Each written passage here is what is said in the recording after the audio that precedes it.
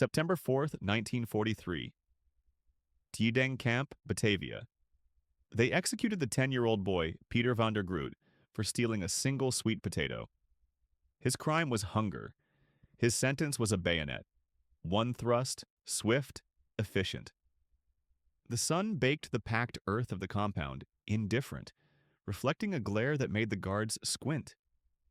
In the women's barracks, a collective, silent scream rose and fell, a wave of grief that had no sound but could be felt in the tremor of the bamboo floorboards.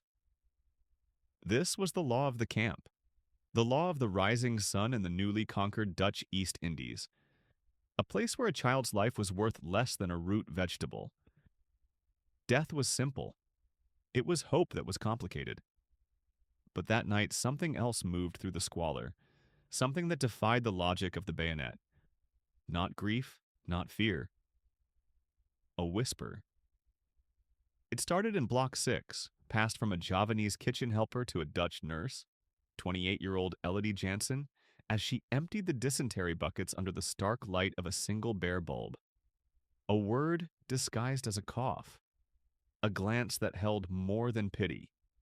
The whisper traveled, a current in a stagnant pond, passed from person to person with a nod, a touch of the hand, a shared look of desperate understanding. It promised the impossible, a way out. They said there was a network, a deadly smuggling ring. Some called it the Chikak Mera, the red lizard, a creature that could cling to any surface, unseen. Others the Jalur Harapan, the path of hope. Nobody knew for sure. Nobody dared ask aloud. Rumors always existed. Rumors were the only currency left in a world of starvation and barbed wire. Rumors of an Allied landing in Sumatra. Rumors of a secret radio in the commandant's office broadcasting BBC News. But this was different. This felt real. This rumor had names, places, prices. They whispered of a student named Slamet. A phantom from the old medical school, some said. A dock worker with connections to Chinese smugglers, said others. Maybe a ghost. Maybe a myth created to give dying people a reason to see the next sunrise. The Kempeitai knew, or they suspected. Captain Kenji Tanaka of the Jakarta Field Office, a man known for his perfectly pressed uniforms and his fondness for pulling out fingernails with pliers, was obsessed. His files, bound in black cardboard, were thick with reports. Interrogations. Confessions extracted under the blinding glare of a lamp. The official record, classified top secret and stamped with the imperial chrysanthemum seal, documented a series of minor, unconnected smuggling attempts. A few bags of rice here, a handful of quinine pills there. The primary folder was called Case 734, Petty Contraband Rings. The reports detailed arrests, public executions meant to terrify the local populace into compliance. The grim, documented efficiency of imperial justice.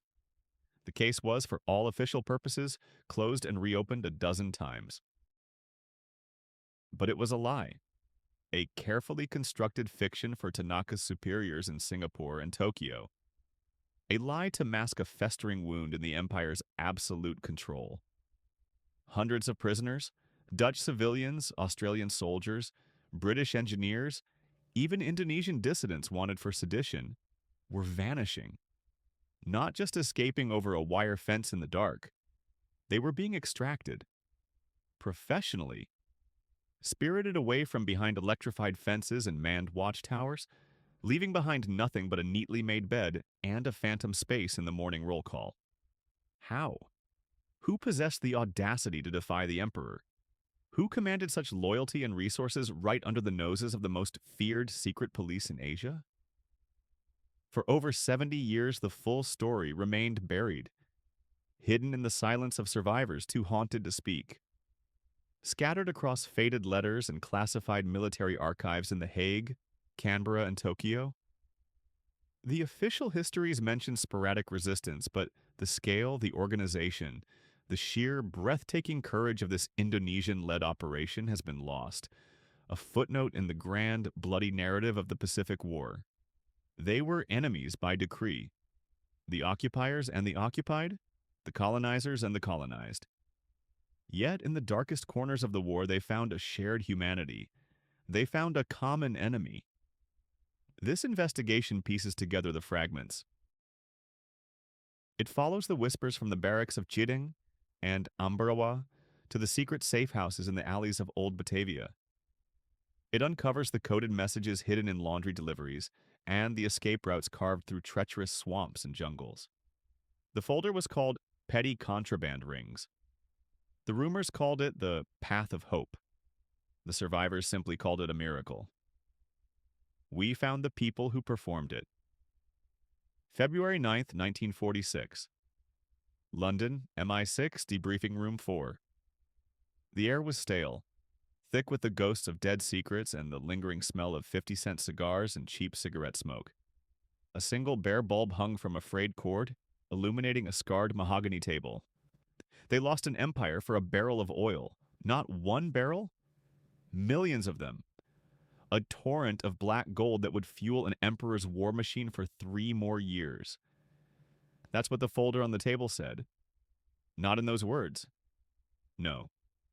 The words in the folder were dry, clinical. Operation L, the invasion of Sumatra, February 1942. But between the lines of typed reports and casualty lists, the story screamed. Sumatra. The name sounded like a perfume, a sweet, exotic promise on the edge of the world. For 300 years, it had been a jewel in the Dutch colonial crown, a land of tobacco, rubber, and coffee. But in 1941, it smelled of something else entirely. It smelled of power. It smelled of high-octane aviation fuel.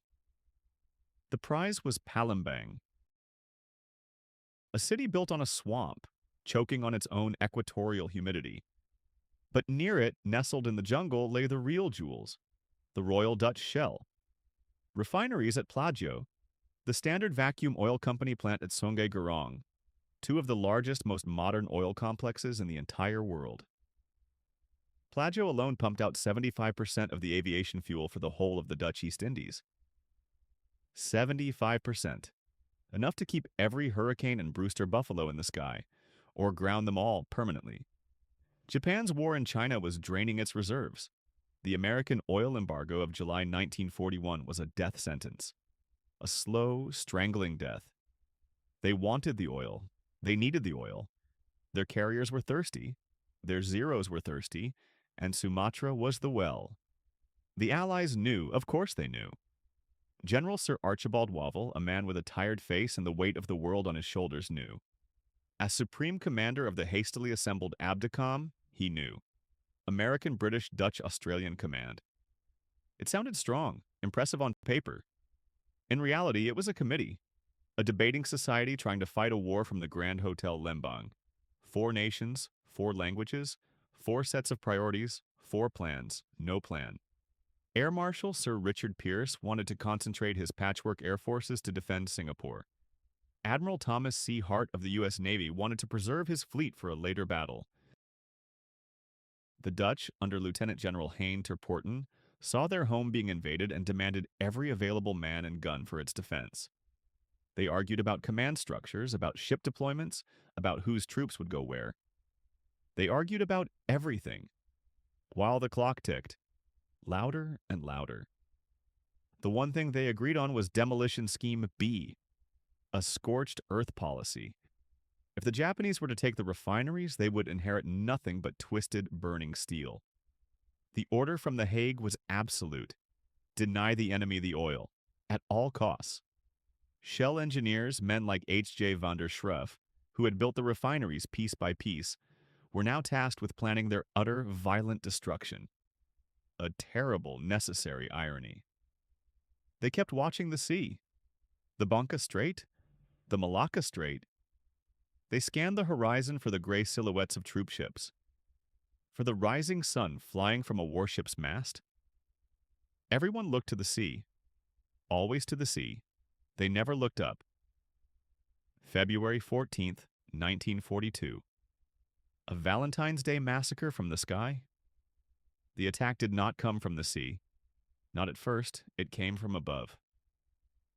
The morning was humid and clear, the sky a piercing, indifferent blue. Then the drone started, a low hum that grew into a dissonant roar. Not the familiar sound of Allied planes.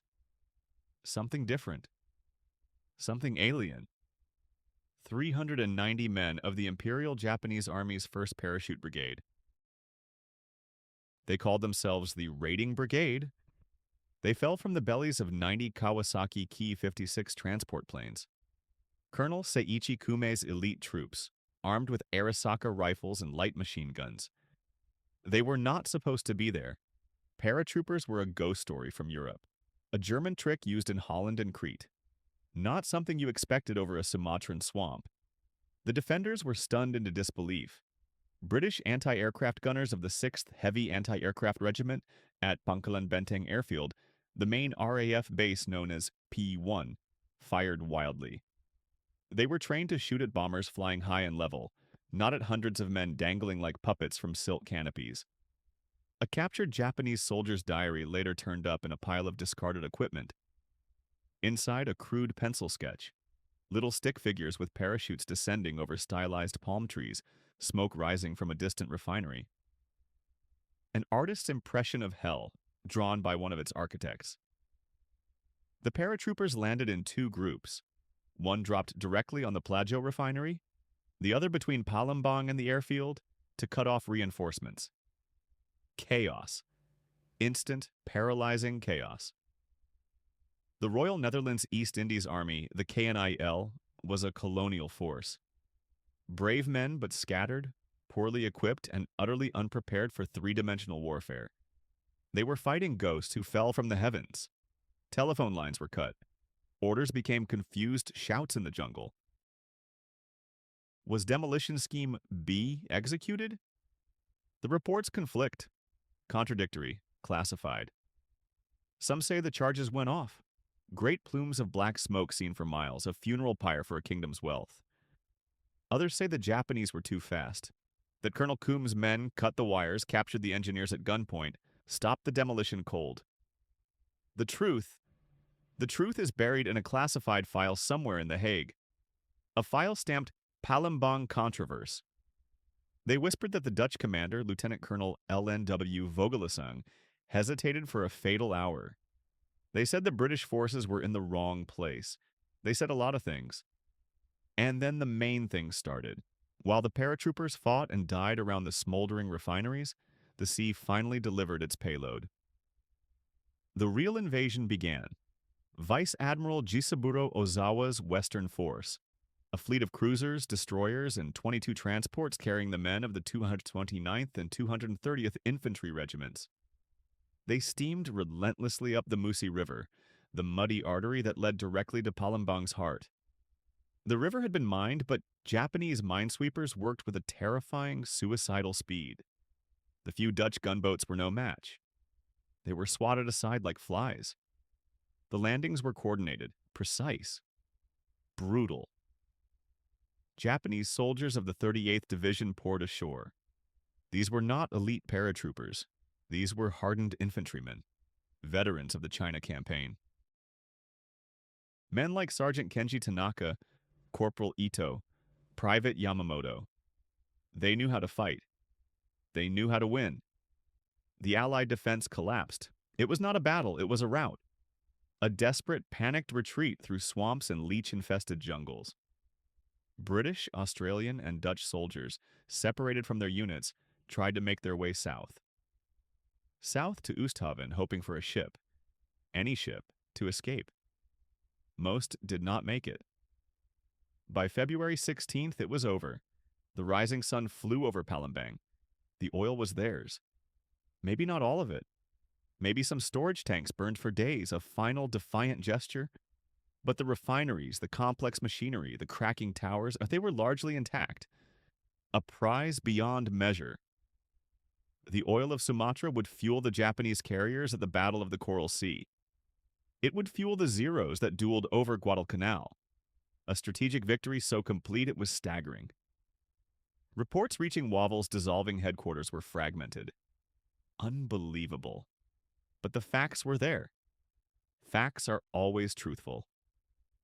Sumatra fell in weeks. By March 28th, the last organized Dutch troops on the island surrendered. The gateway to Java was wide open. The Dutch East Indies, an empire that had stood for 300 years, was extinguished in less than 3 months. The official post-mortem spoke of overwhelming enemy numbers, of brilliant Japanese strategy and tactical surprise, of Allied unpreparedness, all true, all tragically true. But in the stale air of MI6 Debriefing Room 4 2 years later, they weren't just reading the official reports, they were listening to whispers, intercepts from a code-breaking station in Colombo that were never filed, rumors of a key Allied radio operator in Palembang who disappeared the night of the 13th. A Dutchman, no name, just a ghost in the machine. Maybe he defected. Maybe he was captured.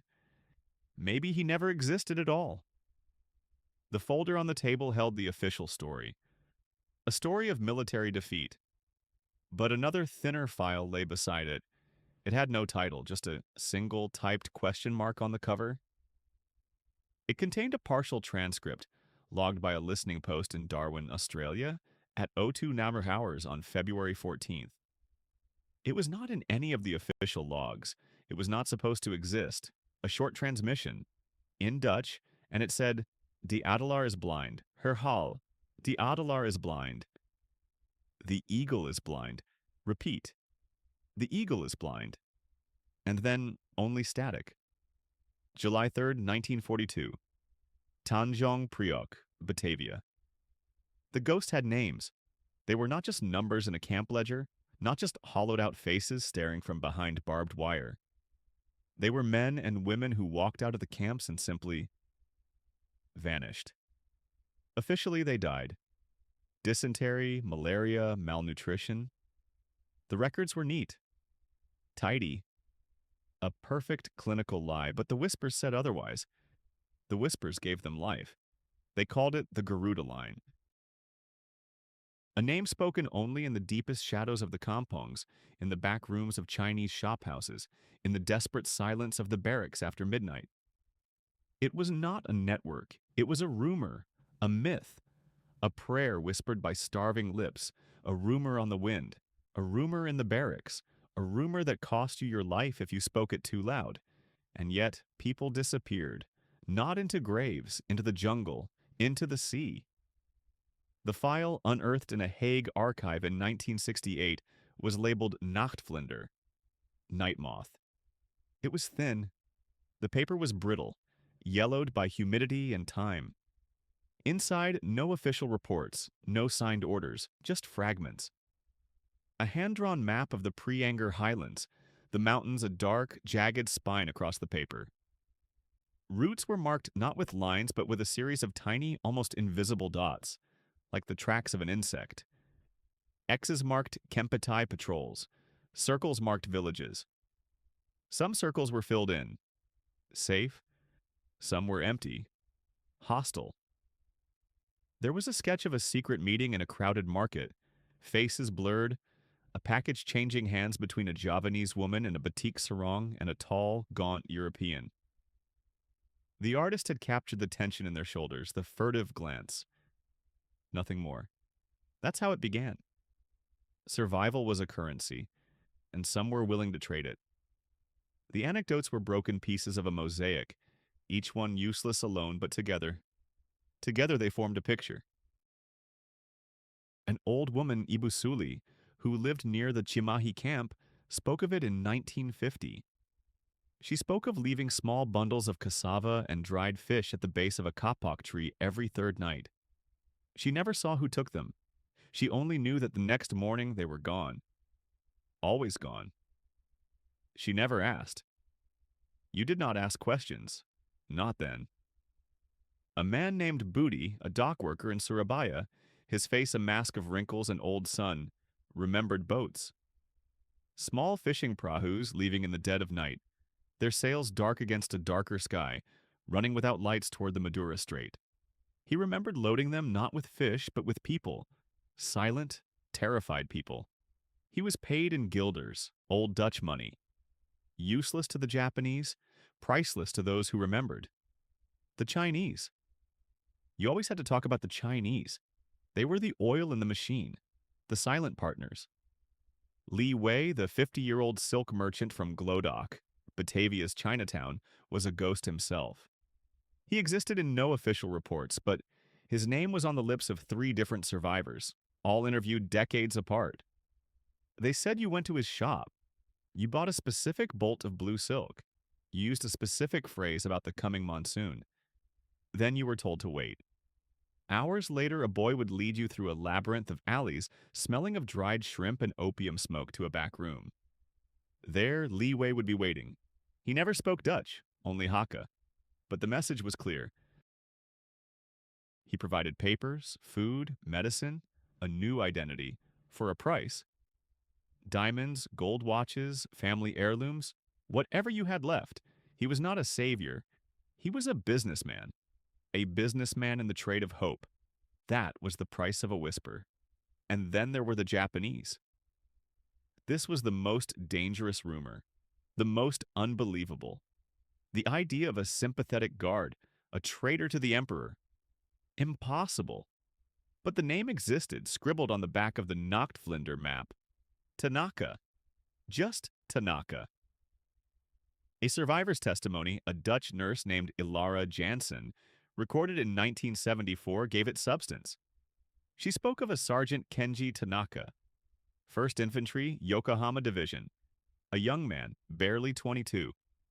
He was in charge of the Western Perimeter Patrol at her camp.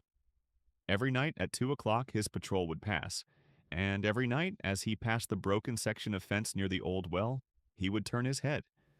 He would turn and look up at the moon for a full minute, a long, deliberate minute. His men would stop. They would wait. They would also look at the moon. It became a ritual, a strange, silent moment of peace. Nobody thought anything of it, but that 1 minute was enough. Enough time for a shadow to slip through the fence, enough time to crawl 50 meters into the tall, along grass. Ilara Johnson went through on a rainy Tuesday in May 1943. She said she could hear his quiet, rhythmic breathing as she passed just meters from him. He saw. Of course he saw, but his report mentioned nothing. A quiet night, all secure. He saw nothing. He reported nothing. The terrain was the true architect of the network. The jungle, the mountains, the 1,000 islands. Java was not a cage. It was a wilderness with camps dropped inside it. The early months of the occupation were chaos. The Japanese command structure was still settling. Their maps were poor, their understanding of the local landscape non-existent. This was the window of opportunity. Escapees would follow riverbeds, moving only at night, guided by local fishermen or farmers who knew the land like the back of their own hands. They navigated by stars, by the shape of a distant volcano, by the sound of a certain waterfall. They ate what the jungle provided, what the villages offered. Snakes, roots, strange fruit. They traveled from one safe point to the next, a chain of human trust stretching for hundreds of kilometers. Santoso, the farmer. Li Wei, the merchant. Tanaka, the soldier. Becker, the escaped planter. Gross, the half-Indonesian mechanic. A network of ghosts. Ilara Janssen followed the river for 4 nights. The water was cold. The mud pulled at her feet. The air was thick with the droning of 1,000,000 insects. On the 5th night, her guide, a silent boy of no more than 15, brought her to a small hidden cove. A single prahu was waiting, its outrigger rising and falling with the gentle swell. The journey was almost over. Australia. That was the destination, the promised land. She could taste the salt on her lips, the taste of freedom. She was taking her first step into the boat. The sand was cool beneath her bare feet. Then a voice. Not Indonesian, not Dutch, Japanese. A calm, conversational tone cutting through the sound of the waves. It came from the shadows of the palm trees just behind them. And it was calling a name. Not hers. The boy's. November 5th, 1943, the coast of Aceh. The sea was a wall, a liquid cage 100 miles wide, patrolled by the green-gray destroyers of the Imperial Japanese Navy. But for some, it was a door. A broken, splintered door that only opened in darkness, in storms, for the right price. The price was always high. Nobody talked about it. Not in the camps, not in the barracks. To speak the word escape was to invite the Kempe Tai. It was to invite the bamboo cage, the water torture, the slow, agonizing death. But whispers found a way. Like smoke, they curled through the cracks in the walls under the doors, from mouth to ear in the dead of night. Whispers of a way out. They called them the rat lines. The name appeared in a London debriefing file years later. MI6 folder K77, codenamed Archipelago. The report was dry, clinical. It spoke of egress pathways and local assets. It did not speak of the smell of rotting fish and diesel and raw, undiluted fear that clung to every escape. It did not speak of the boats. The boats were not ships. They were prahus, sampans, fishing skiffs with names like Harapan and Cahaya, hope and light, rickety vessels that the sea itself seemed to want to swallow whole. Their sails were patched with rags, their single-cylinder engines coughed black smoke. A prayer said with every piston stroke. On board, a few gourds of fresh water, a bag of dried rice, a compass that spun wildly in the tropical storms. And men. Pale, skeletal men with hollow eyes who hadn't seen the open sea in years. Men who would rather drown than be captured again. Drowning was a better death. A much better death. The network was a ghost, a thing of rumor and shadow. It had no name, no leader, no central command. It was just people. An old fisherman in Sibolga named Rotten, who had seen the Japanese execute his brother for hoarding rice. A Chinese trader in Padang, Mr. Lim, who ran a fleet of smuggling boats and saw profit in misery, charging a Dutch guilder for every nautical mile. A village chief deep in the Barisan Mountains who would hide white faces for a week, a month, feeding them tapioca and boiled snake until the message came. The message was always simple. A boy whistling a certain tune. A woman leaving a basket of mangosteens on a doorstep. Little things. The journey was hell. A new kind of hell after the camp. Lieutenant Commander Thomas Sterling, Royal Navy, 42 years old, escaped from the Glowgoer camp in Meeden in August of 1943. He was not alone. With him were two Dutch engineers, Peters and Van Houten, and a 16-year-old Ambonese boy named Marcus who knew the jungle paths. The report stated they walked for 112 miles. 112 miles through jungle so dense the sun never reached the ground. Leeches clung to their ankles, their necks, their eyelids. They suffered from malaria, dysentery, foot rot. Sterling, Peters, Van Houten, Marcus. 4 ghosts moving through a green world, their only sound the rasp of their own breathing. They were hunted. Hunted by Japanese patrols, by native informants, by the jungle itself. They reached the coast near a small village south of Tapaktuan, a place not on any map. The village headman took them in. He was Acehnese. The Acehnese hated the Dutch, but they hated the Japanese more. The enemy of my enemy. That was the only law that mattered. They waited for 3 weeks in a hut built over a pigsty, the stench of filth a constant companion. They waited for the boat. The man who came for them was known only as Pak Buaya, Mr. Crocodile. He was a legend on the coast, a wiry, sun-blackened man who sailed a leaky boat called the Bintang Laut, the Starfish. He smuggled everything, people out. Quinine, radio parts, messages in. They said he could smell a Japanese patrol boat from 5 miles away.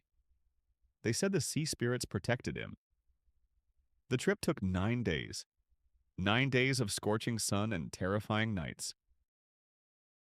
On the 4th day, a Japanese Zero flew low overhead, its red suns like the eyes of a demon.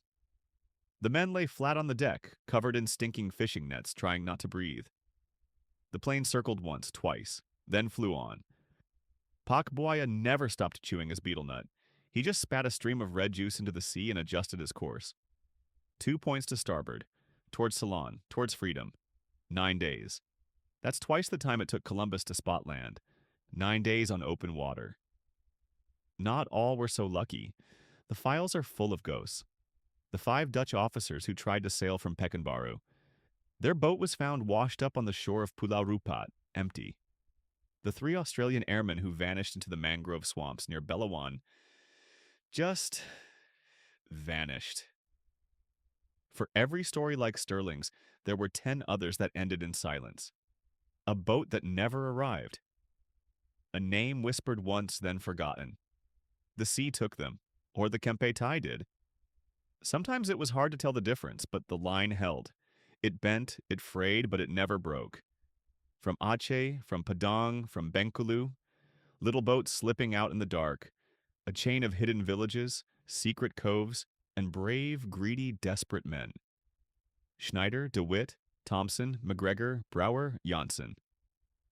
The names fill the pages, each one a miracle, each one a testament to the fact that even in the deepest darkness, someone is willing to light a match. And then the main thing started. In late 1944, a new report landed on a desk in London. It was thin, just 3 pages of flimsy paper. It didn't come from an MI6 agent or a naval source. It came from the network itself, smuggled out by Pak Buaya on his last run. It described a new route, a bolder route, a suicidal route. Straight from the south coast of Java, right under the nose of the main Japanese naval base in Batavia. It was impossible. Utterly impossible. The report mentioned a new organizer. Not a fisherman, not a smuggler, not a soldier. A doctor.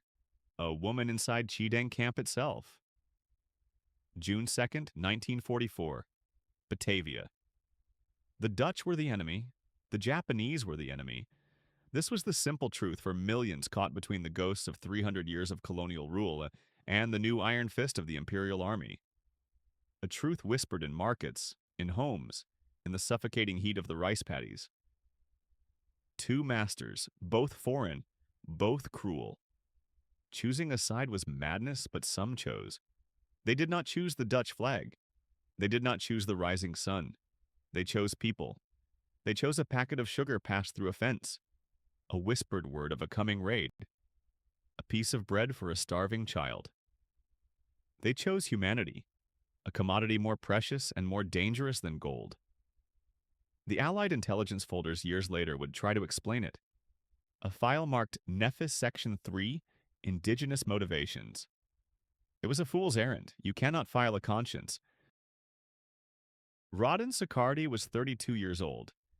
He had a degree from Leiden University, a mind full of nationalist poetry, and a heart full of fire for Merdeka. Freedom. When the Japanese landed, he had felt a surge of hope. A bitter hope, but hope nonetheless. Asia for the Asiatics. They were the storm that would break the Dutch dam. A brutal, necessary storm. He took a position in the Gunsekambu, the Japanese military administration, in Gambir.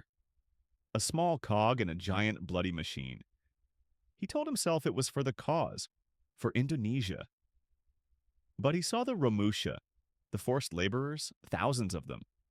Javanese men, Sundanese men, men from his own village, herded onto trucks and ships. Sent to build railways in Burma, airfields in the Moluccas. Sent to die. They were not soldiers. They were skeletons. Skeletons in waiting. He saw the bowls of watery rice in the city. He remembered the story of the 10-year-old boy in Chideng, executed for a single sweet potato. A single sweet potato. This was not liberation. This was a new cage. A smaller, more brutal cage. Ibu Siti had been a babo, a nanny for the DeWitt family in Menteng before the war. She had raised their youngest daughter, Annelies, from a baby. She had taught her Indonesian words, sung her lullabies. When the DeWitts were marched into Camp Chideng, Siti had watched from the street, invisible. She did not see a colonial master, a tuan or nyonya. She saw a 7-year-old girl with blonde hair, her face streaked with dirt and confusion, clutching a worn doll. A doll City had mended twice. That was her motivation. Not politics, not ideology. Just a face. The memory of a small hand in hers. Then there was Hassan. Hassan worked the black market out of a small stall in Pasar Senen, a place of 1,000 smells and 1,000,000 secrets. He could get anything. Quinine stolen from a Japanese medical depot, a pouch of tobacco, a tin of Danish butter, a relic from before the invasion. Information. Hassan believed in one thing: survival. Nationalism did not fill a rice bowl. Humanitarianism did not mend a leaking roof. But a Dutch wedding ring, passed through the wire by a desperate woman, could buy enough medicine to save a whole family from malaria. He was not a hero. He was a merchant. His goods were hope, medicine, whispers, silence, and he sold to anyone who could pay the price. The risks were absolute. The Kempetai were everywhere. They had ears in every kampong, eyes in every office.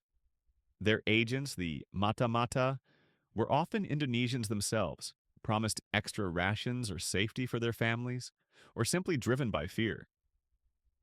A wrong word to a neighbor, a suspicious glance from a street vendor, an anonymous note slipped under a door. That was all it took. Captain Kenji Tanaka of the Batavia Kempetai was known for his patience. He was known for his methods: dislocated shoulders, water, electricity. Public executions in Koningsplein were a regular spectacle. A warning: the price of compassion was death, a slow death. So they built a network of ghosts, a conspiracy of small things. So Icardi in his office would see a transport manifest for cheating camp and spill ink on a number, changing a 10 to a 1, diverting 9 sacks of rice that would officially never exist. Hassan would receive a message on a crumpled cigarette paper and leave a small cloth-wrapped package under a loose stone behind the old city theater. Ibu Siti, on the pretense of selling woven baskets near the camp fence, would catch the eye of a guard Sicardi had paid with Hassan's money, and for 30 seconds the guard would look at the sky. 30 seconds to pass a bundle of medicinal leaves. A conspiracy of nods and whispers and averted eyes. They were not pro-Dutch. They were anti-Japanese. And most of all, they were pro-Indonesian. Each grain of rice diverted, each life saved, was a tiny act of rebellion. It was a secret declaration of independence. It was a practice run for governing themselves. They were learning to defy a master. Any master. One night late, Raiden Sicardi sat in his silent office. The air was thick with the scent of clove cigarettes and fear. A runner had come, a boy no older than 15, with eyes that had seen too much. He had delivered a single sheet of rice paper and vanished back into the shadows of the city. It was not a report. It was not an official document. It was a pontoon, a 4-line poem in classical Javanese. The silver heron awaits the dark tide. On the coast of 1,000 ghosts she will hide. The moon weeps for the pearls in the deep, a promise the mountain must keep. The silver heron, the coast of 1,000 ghosts. Acha. The message was not from a food network. It was from something else, something bigger. The network the British whispered about. The escape lines, the last line was for him. He was from the mountains. It was not a request. It was a summons. Sicardi held the fragile paper in his hand, the ink still seeming wet in the dim light. And he knew with a cold certainty that settled deep in his bones that this was how it would end, or how it would all truly begin. March 21st, 1944. Broome, Western Australia. The official story is that the prahus only carried contraband: rubber, quinine, information. They were smugglers, pirates, opportunists playing a dangerous game between the Japanese patrols and the Allied coast watchers. Just smugglers. But the official story is a lie, a clean, neat, government-approved lie. Because sometimes the prahus carried ghosts. Pale, emaciated ghosts who blinked in the harsh Australian sun and spoke Dutch, or English with a Singaporean lilt. Ghosts who were not on any passenger list. Nobody was supposed to know, but sailors talk. In the smoky pubs of Fremantle on the humid docks of Darwin, they whispered. They talked of the Bugis sea gypsies, the men who knew the 1,000 islands of the archipelago like the lines on their hands. Dying, Sulaiman, Anwar, Hamid, Yusuf, Qasim. Names passed from mouth to ear. These men, they said, were not working alone. Someone was paying them. Someone was coordinating. Whispers of tall white men who spoke Malay with an odd accent, seen in secret coves in the Anambas Islands. Men with radios and endless supplies of gold sovereigns. Men who were not escapees. These were not legends, not entirely. The organizations had names as shadowy as their work. The British Special Operations Executive. SOE. Churchill's Ministry of Ungentlemanly Warfare. In Australia, it was the Services Reconnaissance Department. SRD, its operational arm was Z Special Unit, the stuff of whispered barracks rumors and classified mission logs. They were the saboteurs, the assassins, the men sent behind the lines to cause chaos. Their job was to break things, to kill. Their job was not to save people. That was the official version. But war is never official. War is messy. The evidence is a ghost itself. It appears, then vanishes. A folder allegedly seen by a clerk in Melbourne in 1946, just before it was incinerated. The folder was called Operation Sea Serpent. Just a folder. Inside, a handful of pages. A report mentioned inland assets and prophylactic extraction of high-value non-combatants. A euphemism, a bloodless term for saving women and children. One name surfaced. Captain David Sterling, a 29-year-old operative from Z Special Unit, a phantom. His own service record ends abruptly in 1943. Officially declared lost at sea. But a Bugis trader decades later remembered a man named Tuan David. A very brave, very foolish man who paid in gold for passage to the mainland. For others, never for himself. There's no official record of Operation Sea Serpent. No record of any coordinated rescue effort with local sailors. None. The archives in London and Canberra are silent. They are tombs of paper. When asked, officials offered a polite, firm denial. Such operations would have been unauthorized, impossible. The risks were too great. The resources too few. The records were lost, they said. Lost in the chaos of the war's end. Or maybe the records were never meant to be found. Maybe they were never meant to exist at all. Lost is a useful word. Secret is an even better one. And yet, as Japan's empire began to crack in late 1944, as the sea lanes grew more porous and the Kempeitai more paranoid, the whispers grew louder. The risks became different, calculated. The intelligence services, the men of SOE and SRD, saw the map changing. They saw weakness, an opportunity. Perhaps the mission was never just about blowing up bridges. Perhaps it was also about smuggling out the very people the bridges connected. A professor from Batavia, a banker from Singapore. A family whose name carried weight in London. A mission within a mission. A secret buried inside a secret. A story. Just a story, told by a Dutch woman named Elspeth de Witt. Rescued in 1945. She spoke of her family's final night on Bangka Island, waiting for a fishing boat that was 2 days late. A man appeared from the jungle. Not Asian? An Australian, she thought. He was thin, feverish, but his eyes were clear. He carried a Sten gun and a worn leather satchel. He checked his watch constantly. He spoke to the local fishermen in a language she did not understand. He gave her son a piece of chocolate. A real piece of chocolate. He said his name was John. He pointed to a spot on a map and told the fishermen, "Rendezvous crate, 200 hours." Then he melted back into the trees. They never saw him again. The DeWitt family was listed in the official camp records as deceased, cause unknown. There was no John. There was no official rendezvous. There was no chocolate. It was a wartime legend, a hallucination brought on by starvation and fear. That is what the debriefing officer in Sydney wrote. A fabrication, a coping mechanism. He wrote his report, filed it, and closed the case. He had his orders. The story was to be buried. Buried with the thousands of others. But the file, the real file, hidden away for 50 years, contains a single redacted telex, a message from a submarine, the HMS Tantalus kind on patrol in the Java Sea. The message is mostly code, mostly black ink from a censor's pen. But 3 words remain. A fragment of a life. One single electrifying clue. Authorization. Major Finch, August 12th, 1998. The Hague, Royal Netherlands East Indies Army Archives. The silence is the loudest sound. It screams from the empty spaces on the shelves, from the carefully indexed files that say nothing at all. The official story is a clean, straight line. War, internment, liberation, victory, it is a lie.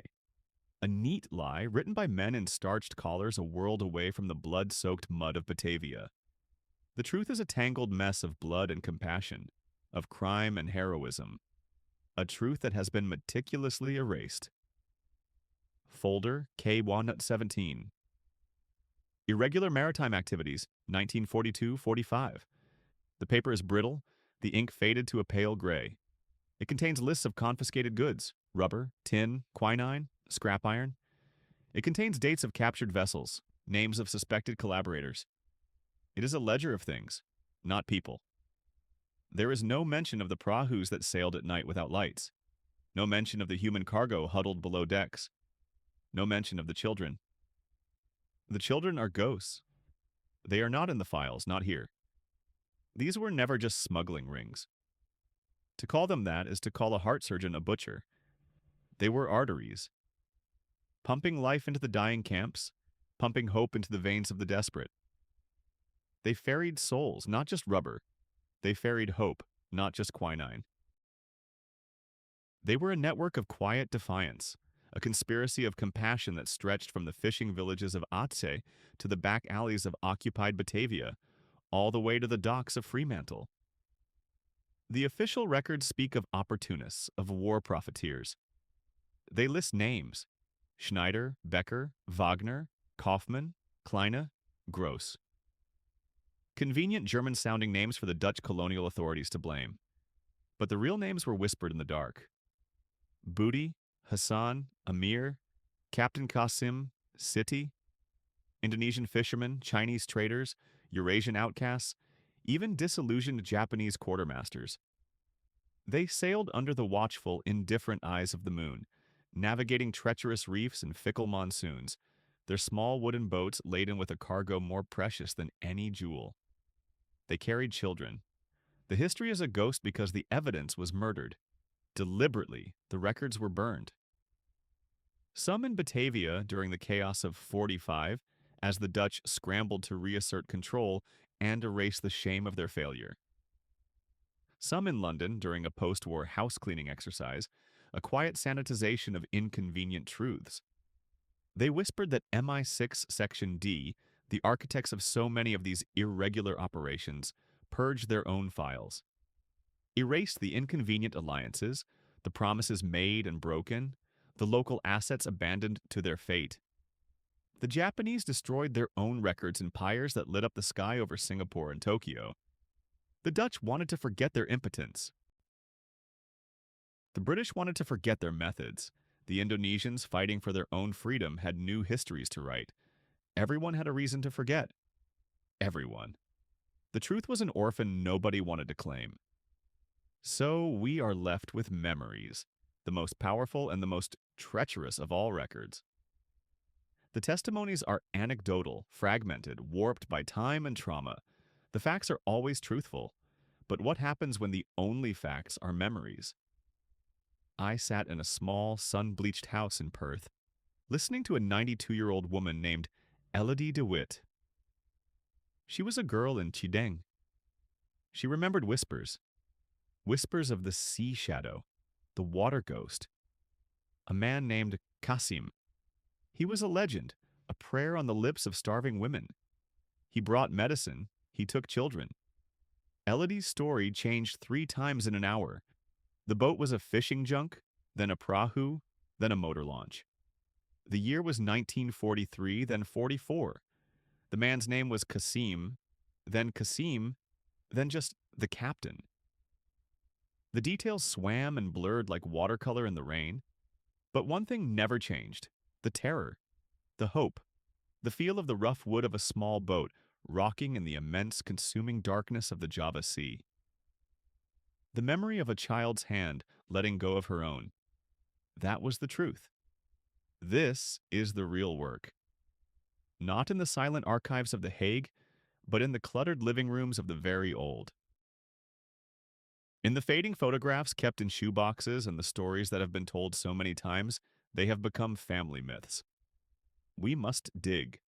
We must sift through the ash of burned files and the dust of forgotten diaries. The story is not in one place. It is a mosaic, shattered and scattered across the globe. We must search for it in personal letters from survivors in Amsterdam, in declassified intelligence briefs in Canberra, in the yellowed shipping logs of trading companies in Singapore. We must collect the oral histories from the fishing villages of Madura and Sulawesi, listen to the sons and daughters of the men who sailed the boats. Before they too are gone, before the silence becomes absolute. This shadowy chapter is their legacy.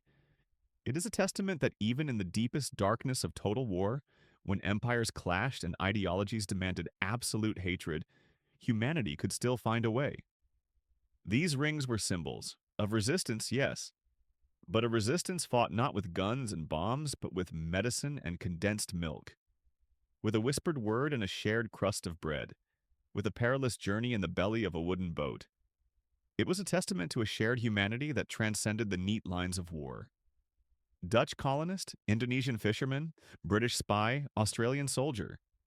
Enemies and allies and everything in between, all blurred into one by the salt spray of the sea and the desperate need to save a life. They broke the law, they defied empires, and they saved children. The search continues. In a recently opened box at the British National Archives, a single water-damaged folder. It was misfiled, labeled Far East Agronomy Surveys. It was not about growing rice. The folder's real name was stamped faintly in faded purple ink on an internal cover sheet. Operation Nightingale. Most of it is gone, eaten by time and mold and official redactions. But one page survived, a single typewritten page. It is a preliminary operational directive. It doesn't mention medicine. It doesn't mention prahus. It doesn't mention children. It mentions a single high-value asset to be cultivated inside Jiding camp. An asset whose loss would trigger the entire operation. The report is dated September 5th, 1943. One day after the execution of 10-year-old Peter van der Groot. In the brutal arithmetic of war, what is the price of a soul saved by a sinner? What is the moral calculus for a life ransomed from the packed earth of a camp, not by a uniformed soldier, but by a pirate with a price list for passage? This is the central, haunting question left in the wake of the archipelago's deadliest smuggling ring. The answer is not found in any textbook, not etched onto any national monument. It remains lost, a phantom haunting the Malacca Strait, a ghost story told not just in words but in the bloodlines of those who survived. The truth is a currency that has long been spent, a debt that can never be repaid, a ledger settled in darkness. A truth buried deep in the waterlogged hulls of smuggling prahus, their wooden ribs holding secrets tighter than any locked safe. A secret paid for with family heirlooms, with wedding rings, with guilders and gold teeth passed in the dead of night. The final, unrecorded transaction in a ledger of ghosts. The mystery whispers from carefully indexed files in The Hague and Tokyo. It screams from the empty spaces on the shelves where operational reports should be. It echoes in the calculated silence of Dutch colonial archives, where reports on camp populations end abruptly, the numbers simply ceasing. It reverberates in the redacted logs of Allied coast watchers, men who charted the movements of every green-gray destroyer but whose records of smaller, unofficial vessels are gone. Just gone. The files that say nothing at all are the ones that tell the most damning story. The lingering smell of 50-cent cigars and cheap cigarette smoke, the ghost of deals made in lamplit backrooms has faded. All that remains is the sterile scent of aging paper and the profound, deafening silence of a history that was deliberately forgotten.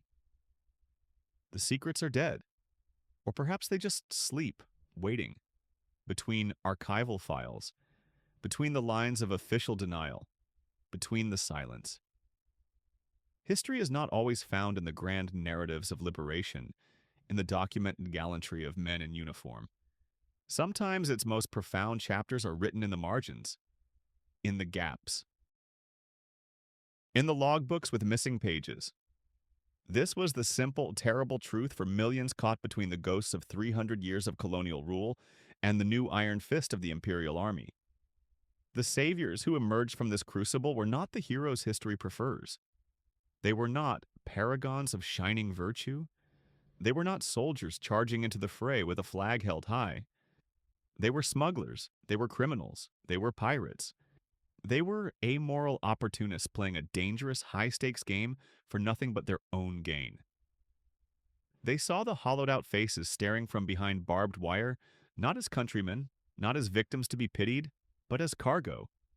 Human cargo. A commodity. A risk. A reward. This was their profession. It was simply their trade. They were not driven by ideology. They were driven by profit. They were not moved by compassion. They were moved by opportunity. This is the uncomfortable narrative, the one that fits the known facts. Or so the story goes. But is that the entire truth? Can human motivation ever be so simple, so pure in its avarice, especially in the crucible of total war? The numbers tell one story, a cold transaction of risk and payment. The real story, the one that defies neat categorization, is in the transformations. It is in the quiet moments we can never prove, in how a smuggler's greed, again and again, became a desperate family's only lifeline. In how a pirate's vessel designed for plunder became a fragile ark of salvation. The operation required more than greed. It required a network. It required trust. It required a strange, unspoken code of honor among thieves. Not an abundance of morality that saved these hundreds from the camps. Not an abundance of patriotism. An abundance of desperation. An abundance of pragmatism. An abundance of a shared, fragile humanity discovered only at the edge of the abyss. Some secrets die with those who kept them. Others live on, etched into the memory of the sea itself, carried on the very tides that once guided them through the 100-mile-wide liquid cage. The same indifferent sun that baked the packed earth of the compounds also illuminated their narrow, treacherous path to freedom, a path navigated by men who belonged to no side but their own. We search for clean lines in our histories. We crave heroes and villains, a moral ledger that ultimately balances. But the truth of the Indonesian smuggling ring offers no such comfort. It offers only complexity. It offers only ambiguity. It offers only questions. They came as predators of the sea. They left as saviors in the private memories of the saved. Their names are not on any wall of honor, but they are whispered in the lineages of families that would not exist without their dark enterprise. We are left to wonder, and perhaps we will always wonder, in the face of absolute inhumanity, does the motive for a humane act even matter? The truth is out there, somewhere between the silence of the archives and the unending roar of the sea. History loves to repeat itself, especially the parts it tried to hide.